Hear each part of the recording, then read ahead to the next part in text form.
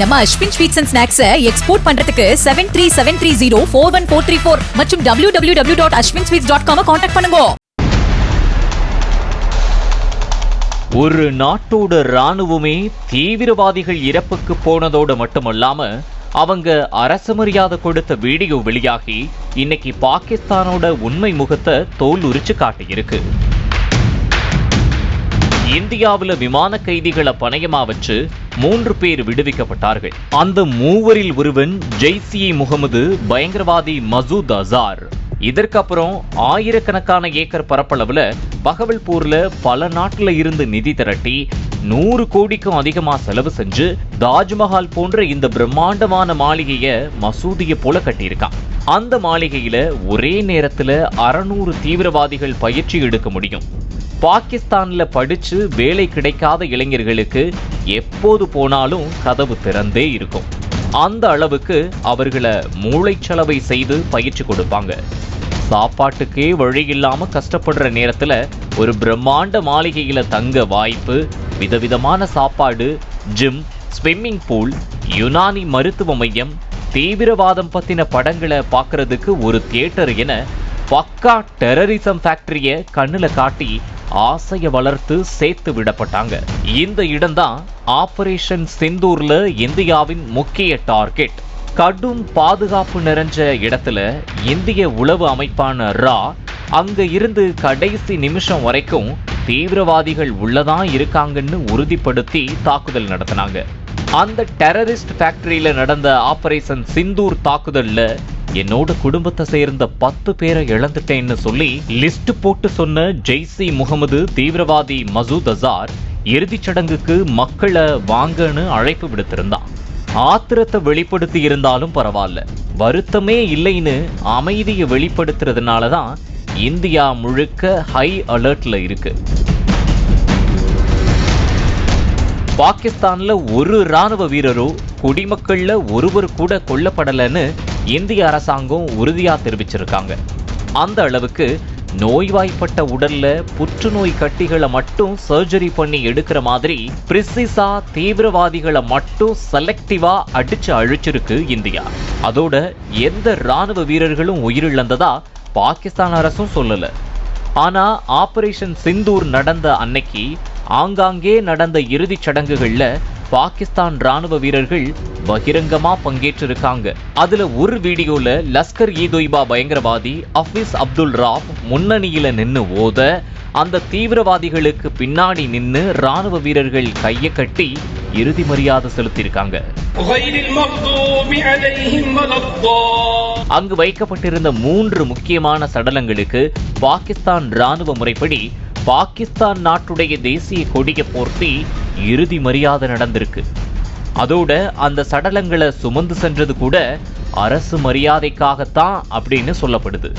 இது மாதிரியான சம்பவம் பாகிஸ்தான்ல எந்த ஒரு இடத்துல மட்டும் நடக்கல. பல இடங்கள்ல இதே போன்ற இறுதி மரியாதைகள் நடந்ததும் அவர்களுக்கு ராணுவ வீரர்கள் அரசு மரியாதை கொடுத்ததாகவும் சொல்லப்படுது. விசாரணையில மசூதியில வேலை செஞ்சவங்க இறந்துட்டாங்க, அவங்களுக்காக இறுதி மரியாதை செய்தோம் அப்படின்னு பாகிஸ்தான் தரப்புல சொல்லப்படுது. ஆனா மசூதியில இறந்தவங்களுக்கு எதுக்காக யூனிஃபார்ம் சகிதமா வந்து நின்னு அந்த நாட்டோட தேசிய கொடி போத்தி அந்த நாட்டோட அரசு ராணுவ மரியாதை கொடுத்து அடக்கம் பண்ணணும் என்ற கேள்வி யாருமே எழுப்ப மாட்டாங்க அப்படிங்கிற நினைப்புல இப்படி ஒரு பதில் சொல்லியிருக்காங்களான்னு தெரியல. அதே போல ஆபரேஷன் சிந்தூர்ல உயிரிழந்தவர்கள் தியாகிகள் என்பது போல பாகிஸ்தான் நாடாளுமன்றத்திலேயே அந்த நாட்டு பிரதமர் பேசியிருப்பது சர்ச்சையை எழுப்பியிருக்கு. ஆபரேஷன் சிந்தூர் பற்றி நாடாளுமன்றத்தில் விளக்கமளித்து பாகிஸ்தான் தங்களோட தரப்புல என்ன செய்தனர் என விளக்கமளித்தார் பாக் பிரதமர். அப்போ அவர் சொன்னது, மதிப்பிற்குரிய சபாநாயகர் அவர்களே, இங்கு நாம எல்லாம் நல்லபடியா உயிர் வாழணும் என்பதற்காக உயிரை கொடுத்த தியாகிகளுக்கு அங்கு இறுதிச் சடங்கு நடந்து கொண்டிருக்கிறது. நம்மளோட ராணுவ வீரர்கள் எல்லாம் அங்க போயிருக்காங்க. இதோ இந்த சபை முடிஞ்சதும் நானும் அங்கதான் போறேன். அங்க போய் நின்னு நாம கொடுக்கிற மரியாதைய உலகமே பார்க்கட்டும். அப்போ தெரியும் நாம யாரு, அவங்க யாரு, அவங்களோட தியாகம் என்னன்னு என வெளிப்படையா பகிரங்கமா சொல்லிட்டு போனாரு. ஆனா அந்த இறுதிச் சடங்கு கூட்டத்துல அவரை அடையாளம் காண முடியல.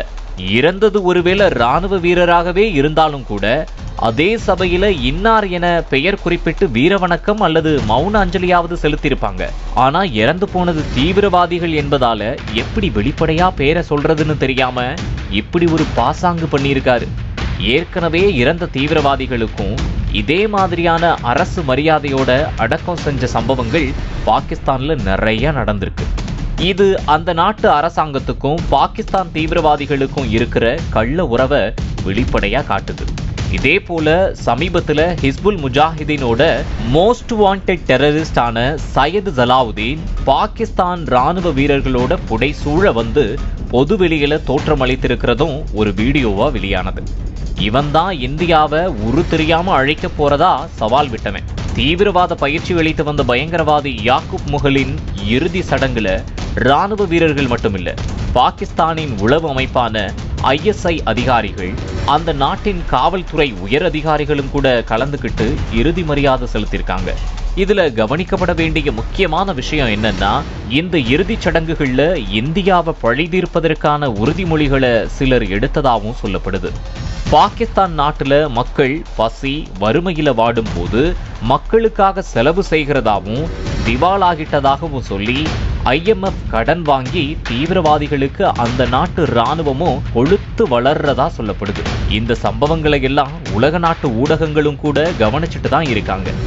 இந்தியாவில் 3 வேளை சாப்பாட்டுக்காக பள்ளிக்கூடத்துக்கு அனுப்பின காலம் கூட இப்போ கொஞ்சம் கொஞ்சமா அடுத்தடுத்த தலைமுறையில மலையேறி முன்னேற்றம் கண்டு வர்றோம். ஆனா பாகிஸ்தான்ல 3 வேளை சாப்பாட்டுக்காக தீவிரவாத இயக்கங்கள்ல சேர்ந்த பல இளைஞர்கள் உயிரையே பறிகொடுத்திருக்காங்க. நம்ம Ashwin sweets and snacks export பண்றதுக்கு 7373041434 மற்றும் www.ashwinsweets.com கான்டாக்ட் பண்ணுங்க. பிளே ஸ்டோர் மற்றும் ஆப் ஸ்டோரில் இருந்து பாலிமர் செயலியை QR கோடு மூலம் பதிவிறக்கம் செய்யுங்கள். செய்திகளை உடனுக்குடன் பெறுங்கள்.